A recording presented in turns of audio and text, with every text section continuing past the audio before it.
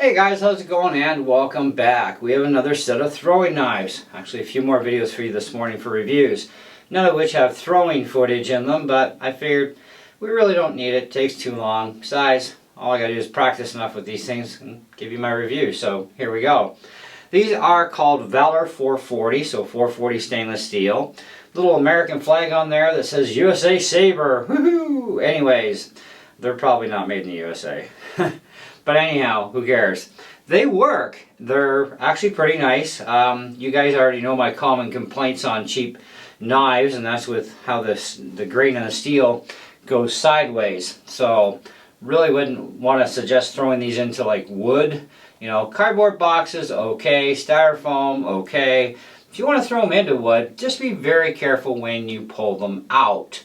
Okay? And hope that if you throw them really hard that you don't miss, because they can also get bent on a side smack to a tree. So I've learned a lot of lessons with throwing knives over the years, okay? Some things you just don't do. But anyhow, otherwise great for box and styrofoam, stuff like that, right? They're practiced knives, they're cheap. I've been buying all mine from the pawn shops in North Bay. If I find a set that I like, then I'll buy them. You know, hey, what's 10 bucks a set? I mean, that's pretty cheap. Considering on Amazon these things can go for $20, $30, $40, $50, $60. Kind of works for me for 10 bucks. I'm in.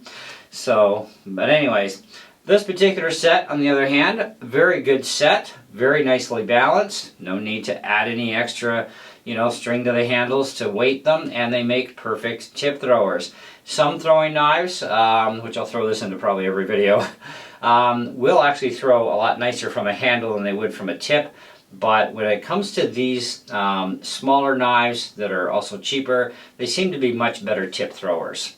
Okay, so you got to grab them by the tip, but not at the very end of the tip. You have to find that sweet spot, which you will after enough failures, of course, of getting it in every single time. So it's also about speed, wrist movement, all that jazz.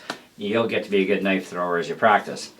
So anyway, I would throw these at an easy 4 out of 5. I have no problems putting them at 4 out of 5, right?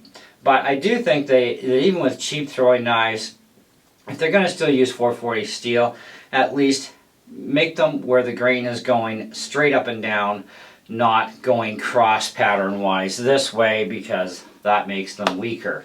Okay, so you know, in today's technology we can produce some pretty amazing products, still very inexpensive. So why they haven't figured out, hey, let's make something more quality and still keep it cheap, I have no idea. But anyways, so 4 out of 5 is where I'm at. They're really good throwers. I like them. They're pretty neat. You can find these things on Amazon. You can probably find them in knife shops.